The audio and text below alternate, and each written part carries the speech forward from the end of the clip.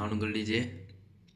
So இன்றைக்கி வந்து பார்த்தீங்கன்னா சட்டம் சப்ஜெக்டில் ஆல்ரெடி வந்து பார்த்தீங்கன்னா 2வது யூனிட் பார்த்துருந்தோம். என்னென்னு வந்து பார்த்தீங்கன்னா ஒரு சங்கத்தை பதிவு பண்ணுறது. ஓகேங்களா, சங்கத்தோட பதிவும் அதோட துணை விதியும் பற்றி பார்த்துருந்தோம். இப்போ வந்து பார்த்தீங்கன்னா ஆல்ரெடி இருக்கிற சங்கத்தை பிரிக்கிறது அப்படின்லாம் இணைக்கிறது. ஓகேங்களா, ஸோ இது ரெண்டு தான் வந்து இந்த யூனிட்டில் வந்து பார்க்க போகிறோம். ஸோ இதில் இருக்கிற இம்பார்ட்டன்ட் கொஷின் எல்லாமே உங்களுக்கு ஒன்லைனராக கொடுத்துருக்கேன். அதுக்கு முன்னாடி முக்கியமாக பார்க்க வேண்டியது என்னென்னு வந்து பார்த்தீங்கன்னா, இந்த சப்ஜெக்டில் ஒரு சங்கத்தை பிரிக்கிறாங்க, இணைக்கிறாங்க. அப்படி இல்லைனா பதிவாளர் அவருக்கு நல்லதுன்னு பட்டுச்சுன்னா அவர் கட்டாயப்படுத்தி ஒரு ஆணை விடுவார். ஓகேங்களா, நீங்கள் பிரித்து தான் ஆகணும், சேர்ந்து தான் ஆகணும் அப்படின்ற மாதிரி. ஓகேங்களா, ஸோ இந்த 3 மட்டும்தான் இதில் வந்து மெயினானது. ஓகேங்களா, ஸோ அந்த வகையில் எப்படி பிரிக்கணும், எப்படி இணைக்கணும் அப்படின்றதுக்கான விதியிலிருந்து பிரிவிலிருந்து எல்லாமே கொடுத்துருக்காங்க. ஸோ இப்போ வாங்க ஒன் பை ஒன்னாக பார்க்கலாம். ஸோ ஃபஸ்ட்டு கொஸ்டின் வந்து பார்த்தீங்கன்னா, கூட்டுறவு சங்கத்தை பிரித்தலுக்கான பிரிவு மற்றும் விதி. ஸோ பிரித்தலுக்கான பிரிவு மற்றும் விதி என்னென்னு பார்த்தீங்கன்னா, பிரிவு 13ல் 1, விதி 18ல் 1. ஓகேங்களா, இதுதான் வந்து பார்த்தீங்கன்னா பிரித்தலுக்கான பிரிவு மற்றும் விதி. ஓகேங்களா, அடுத்தது ஒரு சங்கம் பிரிக்கப்படும் பொழுது எத்தனை நாட்களுக்கு முன் உறுப்பினர்களுக்கு பேரவை கூட்ட அறிவிக்க வேண்டும். ஸோ பேரவைனாலே நாம் போன யூனிட்லேயே வந்து சொல்லியிருப்போம், அதிகபட்சம் வந்து பார்த்தீங்கன்னாலே 15 நாட்கள் முன்னறிவிப்பு கொடுத்துடணும். ஓகேங்களா, பேரவைனாலே 15 நாட்கள் முன்னறிவிப்பு தான். அடுத்தது இந்த முதல் பேரவை வந்துட்டு எதுக்கு கூட்டுறாங்க அப்படின்னு வந்து பார்த்தீங்கன்னா, இப்போ இணைக்கப்பட இருக்கிற ஒரு சங்கத்தோட அந்த சொத்து பொறுப்பு, அதில் மட்டும் இல்லாமல் அதில் உறுப்பினர்கள் எவ்வளோ இருக்காங்க, அதோட செயல் பகுதி எவ்வளோ, ஒவ்வொரு சங்க துணை விதி எவ்வளோ இருக்குது, இதெல்லாம் வந்து ஒரு தீர்மானமாக ரெடி பண்ணுவாங்க. ஓகேங்களா, ஸோ இதுக்காக தான் முதல் பேரவை வந்து நடக்குது. ஓகேங்களா, அதுக்கு தான் 15 நாட்கள் முன்னறிவிப்பு கொடுக்கணுன்றாங்க. அடுத்த கொஸ்டின் வந்து பார்த்தீங்கன்னா, சங்கம் பிரித்தலின் போது சங்கத்தின் உறுப்பினர் மற்றும் கடனைந்தோருக்கு அனுப்ப வேண்டிய நகல் எதுன்னு கேட்டுருக்காங்க. அந்த நகல் வந்து பார்த்தீங்கன்னா தீர்மானம் தான். ஓகேங்களா, இந்த தீர்மான நகல் தான் உறுப்பினர்களுக்கும் கடனைந்தோருக்கும் கண்டிப்பாக அனுப்பணும், அந்த சங்கத்தில் இருக்கிறவங்களுக்கு. ஸோ அதுக்கப்புறம் வந்துட்டு தீர்மான நகல் அனுப்பிச்சதுக்கப்புறம் அவங்களுக்கு விருப்பம் மாதிரி தான் இருக்க போகிறாங்க, இல்லைனா அவங்களுடைய பங்கு இல்லைனா கடன் கொடுத்த தொகை வந்து திருப்பி கேட்டுக்க போகிறாங்க. ஓகேங்களா, ஸோ இதெல்லாம் வந்து முன்னாடியே பார்த்தது தான், அதுவும் இதுவும் ஓரளவுக்கு ஒத்து போகிற மாதிரி தான் இருக்கும். ஓகேங்களா, அடுத்த கொஸ்டின் வந்து பார்த்தீங்கன்னா, கடனைந்தோர் தன் கடனை திரும்ப பெற எத்தனை மாதத்திற்குள் சங்கத்திற்கு விண்ணப்பிக்க வேண்டும். ஸோ தீர்மான நகல் அவங்களுக்கு போயிடுச்சுன்னா, எனக்கு விருப்பம் இருந்தால் நான் இருந்துக்கலாம், அப்படி இல்லை எனக்கு விருப்பம் இல்லை அப்படின்னா தன் கடனை திருப்பி பெற எத்தனை மாதத்திற்குள் விண்ணப்பிக்க வேணும்னு கேட்டுறாங்க. 1 மாதத்துக்குள்ளே அவங்க வந்து விண்ணப்பித்து அவங்க கடனை வாங்கிக்கணும். ஓகேங்களா, அடுத்தது தீர்மான நகலை உறுப்பினர்களுக்கும் கடனைந்தோர்களுக்கும் அனுப்பப்பட்ட தேதியில் இருந்து எத்தனை மாதங்கள் கழித்து 2ஆம் நிலை பேரவை கூட்ட வேண்டும். ஓகேங்களா, ஸோ 15 நாட்கள் முன்னறிவிப்போட ஃபஸ்ட்டு பேரவை நடத்துகிறோம். அதுக்கப்புறமேட்டுக்கா 1 மாதத்துக்குள்ளே உறுப்பினர்களுக்கும் கடனைந்தோர்களுக்கும் அந்த தீர்மானங்கள் அனுப்பி அவங்களுக்கு விருப்பம் இருந்தால் இருக்க போகிறாங்க, இல்லைனா வந்துட்டு தொகை வந்து திருப்பி கொடுக்குற மாதிரி இருக்கும். ஓகேங்களா, இதெல்லாம் முடிஞ்சதுக்கு அப்புறம் 2 மாதம் கழித்து, அதாவது 2 மாதம் கழித்து மறுபடியும் 15 நாள் முன்னறிவிப்பு கொடுத்து தான் 2வது நிலை பேரவை வந்துட்டு அவங்க வந்து கூட்டணும். ஓகேங்களா, இதுக்கும் 15 நாள் முன்னறிவிப்பு தான். ஓகேங்களா, அடுத்தது 2ஆம் நிலை பேரவை எதற்காக கூட்டப்படுகிறதுன்னு கேட்டுறாங்க. ஸோ 2வது நிலை பேரவை வந்துட்டு ஃபஸ்ட்டு வந்து பார்த்தீங்கன்னா, முதல் நிலை பேரவை தீர்மானம் அந்த நகல் வந்துட்டு ரெடி பண்ணணும். 2வது நிலை பேரவை வந்து பார்த்தீங்கன்னா, உறுப்பினர் அல்லது கடனைந்தோருக்கு தொகையை கொடுக்க தனித்தனி நிர்வாக குழுவை தேர்ந்தெடுக்கணும். ஓகேங்களா, ஸோ அவங்க உறுப்பினர் இல்லைனா கடனைந்தோர் வந்துட்டு தொகை கேட்குறாங்கன்னா, அவங்களுக்கு மறுபடியும் தொகையை கொடுக்கறதுக்கும், அதே மாதிரி தனித்தனி நிர்வாக குழு, இப்போது பிரிக்க போகிறாங்கன்னா அங்கே ஒரு நிர்வாக குழு இருக்கணும், இங்கே ஒரு நிர்வாக குழு இருக்கணும். ஓகேங்களா, ஸோ 2 காரணத்துக்காக வந்து பார்த்தீங்கன்னா 2ஆம் நிலை பேரவை வந்துட்டு கூட்டுறாங்க. ஒன்று வந்து பார்த்தீங்கன்னா, உறுப்பினர் அல்லது கடனைந்தோருக்கு தொகையை கொடுக்க, அதே மாதிரி 2வது தனித்தனி நிர்வாக குழுவை தேர்ந்தெடுக்க. ஓகேங்களா, ஸோ 2வது நிலை பேரவையில் தான் நிர்வாக குழு தேர்ந்தெடுக்கிறாங்க. ஓகேங்களா, அடுத்தது 2வது பேரவை நடந்து முடிந்த தேதியில் இருந்து எத்தனை நாட்களுக்குள் சங்கம் பதிவு செய்ய பதிவாளருக்கு விண்ணப்பத்தை அனுப்புதல் வேண்டும். ஓகேங்களா, ஸோ இதில் வந்து பார்த்தீங்கன்னா 2வது பேரவை முடிஞ்சு 7 நாட்களுக்குள்ளே அந்த ஒரு சங்கம் பதிவு செய்யறதுக்கு பதிவாளருக்கு விண்ணப்பத்தை அனுப்பணும், பதிவஞ்சல் மூலயமா அனுப்புவாங்க. ஓகேங்களா, அடுத்தது சங்கம் பதிவு செய்த பின் 2வது பேரவை தீர்மானத்தில் நிர்வாக குழு இல்லை என்றால் இடைக்கால நிர்வாக குழுவை யார் நியமனம் செய்வார். ஸோ இதில் வந்துட்டு இடைக்கால நிர்வாக குழுன்னு ஒன்று வருது. இடைக்கால நிர்வாக குழு எதுக்குன்னு வந்து பார்த்தீங்கன்னா, இப்போது நீங்கள் 2வது நிலை பேரவையில் நீங்கள் வந்துட்டு எந்த ஒரு நிர்வாக குழுவையும் தேர்ந்தெடுக்கலை அப்படின்ட்டு சொன்னீங்கன்னா, பதிவாளரே வந்துட்டு இந்த பதிவாளர் இருக்கார் பார்த்தீங்களா, இவரே வந்துட்டு ஒரு இடைக்கால நிர்வாக குழு வச்சு இந்த சங்கத்தை ரன் பண்ணுவார். ஓகேங்களா, அந்த நிர்வாக குழுவை நியமனம் பண்ணுறது யாருன்னு பார்த்தீங்கன்னா பதிவாளர் தான். ஓகேங்களா, 2வது நிலை பேரவையில் நிர்வாக குழு இல்லைன்னா இடைக்கால நிர்வாக குழுவை பதிவாளர் தான் நியமிப்பார். ஓகேங்களா, இதுதான் இதோட அர்த்தம். அடுத்தது, இடைக்கால நிர்வாக குழுவின் பதவிக்காலம் எத்தனை மாதங்கள்? ஓகேங்களா, ஸோ பதிவாளர் நியமிக்கிற இடைக்கால நிர்வாக குழுத்தோட பதவிக்காலம் வந்து பார்த்தீங்கன்னா 3 மாதம். ஓகேங்களா, ஆனால் இடைக்கால நிர்வாக குழு கால நீட்டிப்புன்னு ஒன்று இருக்குது. ஏன்னா 3 மாதத்துக்குள்ளேயும் அவங்க நிர்வாக குழு சங்கத்துக்குள்ளே தேர்ந்தெடுத்துக்கலைன்னா 1 ஆண்டுக்கு அதிகப்படாமல் அவங்க வந்துட்டு நீட்டி வைக்கலாம். ஓகேங்களா, ஸோ இந்த பதிவாளர் வந்துட்டு அந்த கூட்டத்துக்குள்ளே யாராவது ஒருத்தர் தான் தேர்ந்தெடுப்பார். ஓகேங்களா, அவங்களுக்கு பிடிச்சிருந்தாலும் பிடிக்கலனாலும் எடுத்து தான் ஆகணும் இடைக்கால நிர்வாக குழு. சரிங்களா, அடுத்தது, சங்கத்தை இணைத்தலுக்கான பிரிவு மற்றும் விதி எண் என்ன? ஓகேங்களா, இது வரைக்கும் வந்து பார்த்தீங்கன்னா சங்கத்தை பிரிக்கிறாங்க. ஃபஸ்ட்டு முதல் பேரவை தீர்மான புத்தகத்தை ரெடி பண்ணுறாங்க. அது வந்து கடனைந்தோர்களும் உறுப்பினர்களும் அனுப்புகிறாங்க. அடுத்தது வந்துட்டு 2ஆம் நிலை பேரவை 15 நாள் முன்னறிவிப்பு முதல் நிலை பேரவைக்கும் 2ஆவது நிலை பேரவைக்கும். அதுக்கப்புறம் வந்து பார்த்தீங்கன்னா பதிவு செய்கிறாங்க. அதுக்கப்புறம் வந்து பார்த்தீங்கன்னா இடைக்கால நிர்வாக குழு வருது. ஸோ இந்த டீட்டெயில் வந்துட்டு ஒரு சங்கத்தை பிரிக்கிறதுக்கு. ஓகேங்களா, இப்போ வந்து இணைக்கணும். ஓகேங்களா, இப்போ இணைத்தலுக்கான பிரிவு மற்றும் விதி எண் என்னன்னு கேட்டுறாங்க. பிரிவு 13ல் 2, விதி 18ல் 2. அடுத்தது, இணைப்பு பேரவை நடத்துவதற்கான விதி எண் என்ன? ஓகேங்களா, இப்போ ஒரு சங்கத்தை இணைக்கிறாங்கன்னா இணைப்பு பேரவை இப்படி தான் நடத்தணும் அப்படின்றதுக்கான விதி ஒன்று இருக்குது. அந்த விதி வந்து பார்த்தீங்கன்னா விதி 16 படி தான் வந்து நடக்கணும்னு சொல்கிறாங்க. ஓகேங்களா, இந்த இணைப்பு பேரவையில் வந்து பார்த்தீங்கன்னா இப்போ சங்கத்தை பிரிக்கும் போது 2 நிர்வாக குழு தேவைப்படுது. ஓகேங்களா, ஆனால் இணைக்கும் போது 2 நிர்வாக குழுவும் சேர்ந்து ஒரு தலைவர் வந்து தேர்ந்தெடுக்கணும். ஓகேங்களா, அதுதான் வந்து பார்த்தீங்கன்னா இந்த இணைப்பு பேரவைனாங்க. ஸோ அடுத்த கொஸ்டின் வந்து பார்த்தீங்கன்னா, இணைப்பு பேரவையில் இணைய உள்ள சங்கங்களின் நிர்வாக குழுவினர் ஒன்று கூடி எத்தனை மாதத்திற்குள் தலைவர் தேர்ந்தெடுக்கலாம்? தலைவரை வந்துட்டு தேர்ந்தெடுக்கலாம்னு கேட்டுறாங்க. அதாவது 3 மாதத்துக்குள்ளே. ஓகேங்களா, 3 மாதத்துக்குள்ளே வந்துட்டு பார்த்தீங்கன்னா தலைவரை வந்துட்டு இணைக்கவிருக்கிற சங்கத்துக்கு தேர்ந்தெடுக்கணுன்றாங்க. அடுத்த கொஸ்டின் வந்து பார்த்தீங்கன்னா, 2வது இணைப்பு பேரவைக்கு எத்தனை நாட்களுக்குள் முன்னறிவிப்பு கொடுக்க வேண்டும்?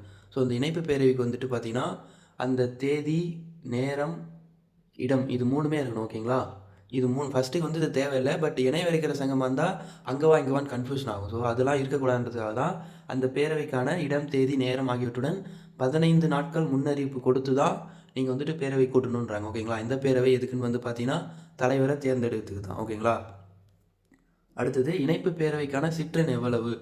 ஸோ இணைப்பு பேரவைக்கான சிற்றெண் வந்து பார்த்தீங்கன்னா அதாவது வந்திருக்கிறவங்க இப்போது ஒரு கூட்டம் கூட்டுறாங்கன்னா அந்த கூட்டத்தில் இவ்வளோ பேர் வந்திருந்தால் தான் அந்த கூட்டம் கூடுன்னு சொல்லுவாங்க பார்த்தீங்களா. ஸோ அதுக்கு பேர் தான் இப்போ மொத்த உறுப்பினர்களில் 4ல் 1 பங்காச்சுன்னா உறுப்பினர்கள் வந்து வந்திருக்குன்னு சொல்கிறாங்க. ஸோ அப்போ வந்துட்டு இந்த இணைப்பு பேரவைக்கான சிற்றெண் வந்து பார்த்தீங்கன்னா 4ல் 1 பங்கு. ஓகேங்களா, அடுத்த கொஸ்டின் வந்து பார்த்தீங்கன்னா, இணைப்பு பேரவையில் தீர்மானத்தை நிறைவேற்றுவதற்கு ஆதரவு வாக்கு. ஓகேங்களா, ஸோ வந்திருக்கிற அந்த 4ல் 1 பங்கில் 3ல் 2 பங்கு இருந்தால் மட்டும்தான் தீர்மானத்தை வந்து நிறைவேற்ற முடியும். ஓகேங்களா, அந்த ஆதரவு வாக்குன்னு வந்து பார்த்தீங்கன்னா 3ல் 2 பங்கு இருக்கணும். அடுத்தது, இணைப்பு பேரவையில் தீர்மானிக்கப்பட வேண்டியவை. ஸோ அந்த இணைப்பு பேரவையில் என்னென்னலாம் தீர்மானிக்கணும் அப்படின்னு சொல்கிறாங்க. ஓகேங்களா, ஃபஸ்ட் வந்து தலைவரை தேர்ந்தெடுப்பு சொல்லியிருக்காங்க. அதுக்கப்புறம் வந்து பார்த்தீங்கன்னா வரவேண்டிய தொகைக்கு தீர்மானம், அதாவது இந்த உறுப்பினர்களுக்கு இவ்வளோ தொகை போகணும், கடனிந்தருக்கு இவ்வளோ தொகை கொடுக்கணுன்ற ஒரு தீர்மானமும், அதே மாதிரி வந்து பார்த்தீங்கன்னா நிர்வாக குழு தேர்ந்தெடுக்கிற ஒரு தீர்மானமும், அதே மாதிரி துணை விதி, அங்கே ஒரு துணை விதி இருக்கும், இங்கே ஒரு துணை விதி இருக்கும். ஓகேங்களா, ஸோ அந்த துணை விதியை வந்து பரிசீலனை செஞ்சு எது ஓகே அப்படின்ற மாதிரி ஒரு தீர்மானம் வந்து பார்த்தீங்கன்னா இந்த இணைப்பு பேரவையில் வந்து எக்ஸ்ட்ரா எடுப்பாங்க. ஓகேங்களா, அடுத்தது, இணைப்பு பேரவை தீர்மான விண்ணப்பத்தில் கையெழுத்திட வேண்டிய நபர்கள். ஓகேங்களா, ஸோ இங்கே இணைப்பு பேரவைக்கு போனால் 2 பேர் வந்து கையெழுத்து போடணும். ஒன்று இணைப்பு பேரவை கூட்டத் தலைவர், அடுத்தது இணைவருகின்ற சங்க சார்பில் இயக்குனர். ஏன்னா 2 சங்கம் வந்துட்டு இணையுது, அந்த கூட்ட தலைவரும் போடணும், இணைவருகின்ற சங்க சார்பில் ஒரு இயக்குனர் வந்து போடணும். ஓகேங்களா, அடுத்தது, இணைப்பு பேரவையின் தீர்மானங்களோடு பதிவாளருக்கு புதிய சங்கத்தை பதிவு செய்து 7 நாட்களுக்குள் விண்ணப்பிக்க விதி எண் என்ன? ஓகேங்களா, ஸோ இணைப்பு பேரவையெல்லாம் முடிஞ்சு அந்த தீர்மானத்தை பதிவாளருக்கு புதிய சங்கத்தை பதிவு பண்ணணும்னு 7 நாட்கள் வந்து சொல்லுவாங்க. அதுக்கான விதி என்னன்னு வந்து பார்த்தீங்கன்னா விதி 18. ஓகேங்களா, இதெல்லாம் நடக்கணுன்றது விதி 18. அடுத்தது, சங்கம் பதிவிற்கான சான்று என்பது. ஓகேங்களா, ஒரு சங்கம் பதிவு பண்ணதுக்கான சான்று அப்படின்னு வந்து பார்த்தீங்கன்னா ஒன்று பதிவாளர் கையெழுத்து, இன்னொன்று வந்து அலுவலக முத்திரை. ஸோ இது 2மே வந்து பார்த்தீங்கன்னா இம்பார்ட்டண்ட்டாக இருக்கணும். அப்போ தான் வந்து பார்த்தீங்கன்னா ஒரு சங்கம் பதிவு செஞ்சதுக்கான ஒரு அத்தாட்சின்றாங்க. ஓகேங்களா, அடுத்தது, இடைக்கால நிர்வாக குழுவின் அதிகபட்ச பதவிக்காலம் 1 ஆண்டாக யார் நீட்டித்து கொடுப்பதற்கு அதிகாரம் உள்ளது? ஓகேங்களா, இதுக்கும் வந்து பார்த்தீங்கன்னா பதிவாளர் தான். 1 வருஷம் வந்துட்டு எதுக்காவது தேவைன்னா கால நீட்டிப்பு இடைக்கால நிர்வாக குழுக்கு வந்துட்டு கொடுக்கலாம். அதுக்கு ரைட்ஸ் எல்லாமே வந்து பார்த்தீங்கன்னா பதிவாளருக்கு தான். ஓகேங்களா. அடுத்தது 2 அல்லது அதற்கு மேற்பட்ட சங்கங்களை பொது நன்மை கருதி பதிவாளர் இணைத்து ஆணையிடுதலுக்கான சட்டப்பிரிவு. இப்போ வந்து பார்த்தீங்கன்னா, பொதுவா சங்கத்தை பிரிக்கிறதும் பார்த்துட்டோம், இணைக்கிறதும் பார்த்துட்டோம். ஓகேங்களா. இப்போ வந்துட்டு பொது நன்மை கருதி பதிவாளர் இணைத்து ஆணையிடுதலுக்கான சட்டப்பிரிவு. 2 சங்கத்தை இணைக்கணும் அப்படின்னா, பதிவாளர் வந்துட்டு இந்த பிரிவின் கீழே பண்ணலான்றாங்க. ஓகேங்களா. பொது நன்மை கருதி பிரிவு 14 படி பண்ணலான்றாங்க. அடுத்தது இணையவிருக்கின்ற சங்கத்தின் சொத்து, பொறுப்பு, துணை விதிகள், நிர்வாகம் ஆகியவற்றை பற்றி அரசிதழில் பிரசிக்க வேண்டியவர் யார்? இப்போ பதிவாளராக பண்ணணும்னா அவர் அந்த இணையவிருக்கின்ற சங்கத்தோட சொத்து, பொறுப்பு, அதே மாதிரி துணை விதி, அதே மாதிரி அதோட நிர்வாகம் இதை பற்றி எல்லாத்தையுமே அரசிதழில் வந்துட்டு அவர் வந்துட்டு வெளியிடணும். ஓகேங்களா. சங்கத்து மூலமாக தான் இது பண்ணுவார். இது ஒரு ப்ரொசீஜர் பண்ணணும்னா இப்படிலாம் பண்ணணுன்றது வந்துட்டு விதியில் இருக்குது. ஓகேங்களா. இந்த பிரிவில் தான் இருக்குது. அதே மாதிரி வந்து பார்த்திங்கன்னா அது யாருன்னு வந்து பார்த்திங்கன்னா பதிவாளர் தான். ஓகேங்களா. அடுத்தது அரசு இதழில் பிரசுரித்த ஆணையை சங்கத்தின் மூலம் உறுப்பினர்களுக்கு எத்தனை நாட்களுக்குள் அனுப்ப பதிவாளர் கேட்டுக்கொள்ளலாம்? இது வந்து பார்த்தீங்கன்னா 15 நாட்களுக்குள் அந்த உறுப்பினர்களுக்கு சங்கத்தின் மூலம் உறுப்பினர்களுக்கு வந்து அனுப்பணும். எத்தனை நாள்னா 15 நாட்கள். ஓகேங்களா. இதுக்குள்ளே அனுப்பி அவங்களுடைய கருத்து கணிப்புகளை கேட்டு தெரிஞ்சுக்கணுன்றாங்க. ஓகேங்களா. அடுத்தது ஆணையை பெற்ற தேதியிலிருந்து எத்தனை மாதங்களுக்குள் உறுப்பினர்கள் மற்றும் கடனிந்தவர்களிடமிருந்து கருத்துக்களை பெற வேண்டும்? 2 மாதம் கொடுத்துருக்காங்க. அதில் வந்து பார்த்திங்கன்னா 1 மாதத்தில் அவங்களுக்கு தொகை ஏதாவது வேணும்னா திருப்பி வந்து கேட்டுக்கலாம். ஆனால் இதில் வந்து பார்த்திங்கன்னா 2 மாதத்துக்குள்ளே அந்த உறுப்பினர்களுக்கும் கடனிந்தவர்களுக்கும் கருத்து ஏதாவது இருந்துச்சுன்னா அது வந்து கேட்டுக்கலாம் அப்படின்றாங்க. ஓகேங்களா. அதே மாதிரி தாய் சங்கங்களின் பதிவு எப்போது ரத்தானதாக கருதப்படும்?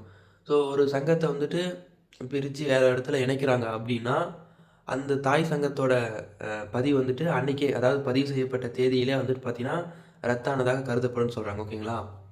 அடுத்தது மாநில அளவில் ஒரு கூட்டுறவு ஒன்றியமும் மாவட்டம் அல்லது அதன் பகுதிக்கு ஒரு மாவட்ட கூட்டுறவு ஒன்றியங்களும் இருக்க வேண்டும் என குறிப்பிடப்படும் பிரிவு எது? பிரிவு 19. ஓகேங்களா. ஸோ இதோட நிர்வாகத்தெல்லாம் கரெக்டாக பண்ணுறதுக்கு மாநில அளவில் ஒரு கூட்டுறவு ஒன்றியமும் மாவட்ட அளவில் ஒரு கூட்டுறவு ஒன்றியம் இருக்கணும்னு சொல்கிற பிரிவு வந்து பார்த்திங்கன்னா பிரிவு 19. ஓகேங்களா. அடுத்தது மாநில ஒன்றியத்திற்கு மாவட்ட கூட்டுறவு ஒன்றியங்கள் ஆண்டு சந்தா செலுத்த வேண்டும் என குறிப்பிடப்படும் பிரிவு எதுன்னு கேட்டுருக்காங்க. ஸோ பிரிவு 20 ஆண்டு சந்தா. அதாவது வருஷம் வந்து பார்த்திங்கன்னா ஒரு குறிப்பிட்ட அமௌண்ட் வந்து செலுத்துகிற மாதிரி இருக்கும். அதாவது மாநிலம் வந்துட்டு தொடக்க வேளாண்மை கூட்டுறவு சங்கம் வந்துட்டு வந்து பார்த்திங்கன்னா மாவட்டத்துக்கும், மாவட்ட அந்த தலைமை கூட்டுறவு சங்கம் வந்து பார்த்திங்கன்னா மாநிலத்துக்கும் செலுத்துகிற மாதிரி இருக்கும். ஓகேங்களா. இதுதான் வந்து பார்த்திங்கன்னா பிரிவு 20 வந்து சொல்லுது ஆண்டு சந்தா செலுத்தணும்னுட்டு. அடுத்தது அனைத்து மாவட்ட கூட்டுறவு ஒன்றியங்களும் யாருடைய உறுப்பினராக கருதப்படுவார்? ஸோ தமிழ்நாடு மாநில கூட்டுறவு ஒன்றியத்தின் உறுப்பினர்கள் தான் வந்து பார்த்திங்கன்னா அனைத்து மாவட்ட கூட்டுறவு ஒன்றியங்கள். ஓகேங்களா. ஸோ இதில் உறுப்பினராக இருக்கவங்க எல்லாமே மாவட்ட கூட்டுறவு ஒன்றியங்களாக தான் இருப்பாங்க. அடுத்தது ஆண்டு சந்தா விகிதத்தை செலுத்த வேண்டிய விகிதம் குறிப்பிடப்படும் விதி எது? ஓகேங்களா. ஆண்டு சந்தா வந்துட்டு இவ்வளோ தான் செலுத்தணும் அப்படின்ட்டு விதி இருக்குது. அது விதி வந்துட்டு பார்த்தீங்கன்னா 15. ஓகேங்களா. ஆண்டு சந்தா செலுத்துறதுக்கான விதி. அடுத்தது ஆண்டு சந்தா செலுத்த வேண்டிய வரிசை. ஓகேங்களா. இது வந்து புக்கில் இருக்காது. ஸோ உங்களுக்கு ஞாபகம் இருக்கணுன்றதுக்காக வந்து பார்த்தீங்கன்னா நான் அதை ரெடி பண்ணி கொடுத்துருக்கேன். என்னென்னு வந்து பார்த்தீங்கன்னா இந்த ஆண்டு சந்தா செலுத்துகிற இது பார்த்தீங்களா, இது வந்து பார்த்தீங்கன்னா தொடக்க மற்றும் மத்திய கூட்டுறவு சங்கங்கள் வந்துட்டு இது வந்துட்டு மாவட்ட கூட்டுறவு ஒன்றியங்களுக்கு செலுத்தணும். ஓகேங்களா. இந்த மாவட்ட கூட்டுறவு ஒன்றியங்களும் தலைமை கூட்டுறவு ஒன்றியங்களும் வந்து பார்த்திங்கன்னா மாநிலத்துக்கு செலுத்தணும். ஓகேங்களா. இது இப்படி வந்து ரொட்டேட் ஆகும். ஸோ இதுதான் ப்ரொசீஜர், இப்படி தான் செலுத்தணும். ஓகேங்களா. அடுத்தது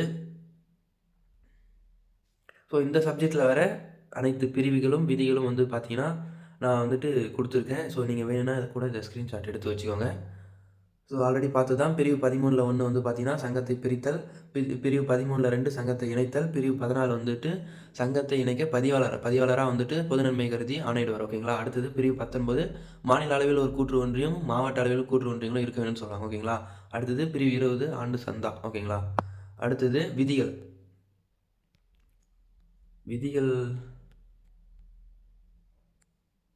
கொஞ்சம் பெருசாக போதும். ஸோ விதிகள் வந்து பார்த்தீங்கன்னா விதி 18 1 சங்கத்தை பிரித்தல், விதி 18 2 சங்கத்தை இணைத்தல், விதி 16 வந்துட்டு இணைப்பு பேரவை நடத்துவதற்கான அந்த தலைவர் வந்து தேர்ந்தெடுப்பாங்க. ஓகேங்களா? இணைப்பு பேரவை நடத்தி தலைவரை தேர்ந்தெடுத்தான். விதி 18 வந்துட்டு இயற்றப்பட்ட தீர்மானங்களோடு பதிவாளருக்கு சங்கத்தை பதிவு செய்ய பதிவஞ்சலில் முறையாக விண்ணப்பிக்க வேண்டும். அந்த 7 நாட்களுக்குள்ள பதிவாளர் வந்துட்டு மின்னஞ்சலுக்கு செலுத்த வேணும் அப்படின்னு சொல்றாங்க பதிவாளருக்கு. அதுதான் வந்து பார்த்தீங்கன்னா விதி 18. ஓகேங்களா? அடுத்தது செலுத்த வேண்டிய ஆண்டு சந்தா விகிதம். ஸோ ஆண்டு சந்தா விகிதம் இந்த ஆண்டு சந்தா விகிதம் எவ்வளவு செலுத்தணுன்றது தான் வந்து பார்த்தீங்கன்னா விதி 15. ஓகேங்களா? ஸோ இதோட இந்த சப்ஜெக்ட் வந்து முடியுது. ஸோ இதில ஏதாவது டவுட் இருந்தாலும் நீங்க வந்துட்டு தாராளமா கமெண்ட் செக்ஷன்ல கேட்கலாம். ஸோ இந்த வீடியோ உங்களுக்கு பிடிச்சிருந்தா லைக் பண்ணிக்கோங்க. உங்க ஃப்ரெண்ட்ஸ் சர்க்கிள் யாராவது இப்போ தான் வந்து பார்த்தீங்கன்னா ஃபர்ஸ்ட் செமஸ்டர்ல வந்துட்டு ஜாயின் பண்றாங்க. இந்த வருஷம் தான் வந்து ஜாயின் பண்றாங்கன்னா, அவங்களுக்கு வந்து ரொம்ப யூஸ்ஃபுல்லா இருக்கும். ஸோ இந்த வீடியோ பார்த்துட்டு அவங்க கிளாஸ் வந்து பார்த்தாங்கன்னா, இன்னும் உங்களுக்கு வந்து நல்லாவே ஒரு அண்டர்ஸ்டாண்ட் ஆகும். ஓகேங்களா? So thank you to all.